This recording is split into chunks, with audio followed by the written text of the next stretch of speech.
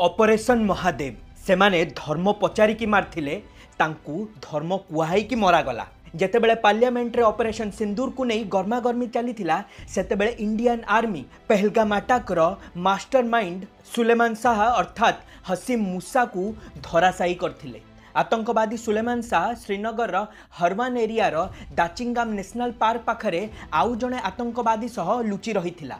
आउ Indian army ताकू track करी सेठारे ही तार एनकाउंटर करथिले। आपण मानकु मन पकई देबाकू चाहे जे एप्रिल 22 तारिख दिन पहलगाम रे निरीह यात्री मानकु तांकर धर्म पचारी एही आतंकवादी माने मारी देइथिले। तार प्रतिशोध नबा पाई मे 7 तारिख दिन ऑपरेशन सिंदूर लॉन्च करा होइथिला, जेउथिरे पाकिस्तान रो 9टी टेरर कैंप्स को ध्वंस करा हिथिला। आउ जुलाई 28 तारिख दिन एहार मास्टरमाइंड को फाइनाली एनकाउंटर करी हत्या करा गला।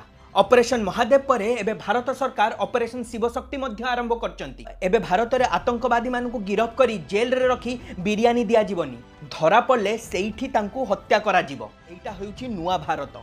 जय जगन्नाथ, जय हिंद।